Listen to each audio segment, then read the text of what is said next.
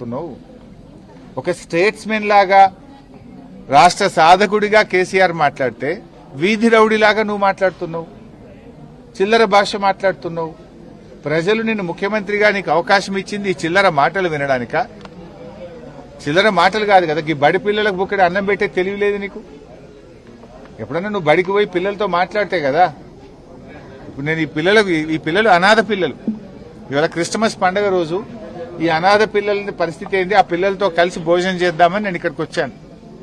ఆ పిల్లలకు cosmetic charges లేవు, 4 నెలలకెళ్ళి మెస్ బిల్లులు లేవు.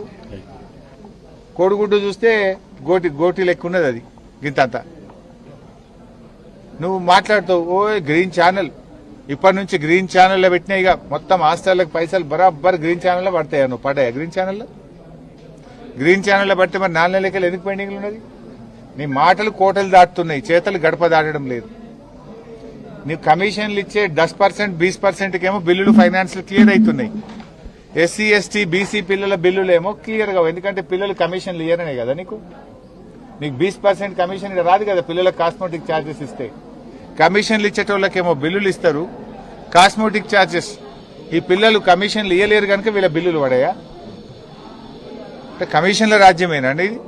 నువ్వే చెప్పినావు కదా పోయినసారి, మేము హాస్టళ్ల బాట బట్టి, గురుకులాల బాట బట్టి పిల్లల ఇబ్బందులను మీ ప్రభుత్వం దృష్టికి తెస్తే నువ్వేం మాట్లాడినావు?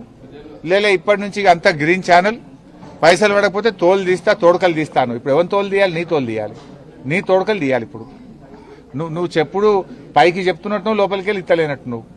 ఇప్పుడు ఎవరు తోలు తీయాలి, ఎవరు తోడకలు తీయాలి అడుగుతున్నా రేవంత్ రెడ్డిని. నువ్వే కదా విద్యాశాఖ మంత్రివి, నువ్వే కదా ఫెయిల్యూర్ ముఖ్యమంత్రివి. మరి ఎవరిని తోలు తీయాలి, ఎవరిని తోడకలు తీయాలని అడుగుతా ఉన్నా. చిల్లర మాటలు మాను. ఇప్పటికైనా ఎస్సీ ఎస్టీ బీసీ హాస్టళ్లు, గురుకుల పాఠశాలలు, కస్తూర్బా స్కూల్స్, పెండింగ్ మెస్ బిల్లులు, కాస్మోటిక్ ఛార్జెస్ తక్షణమే విడుదల చేయాలని డిమాండ్ చేస్తున్నాం.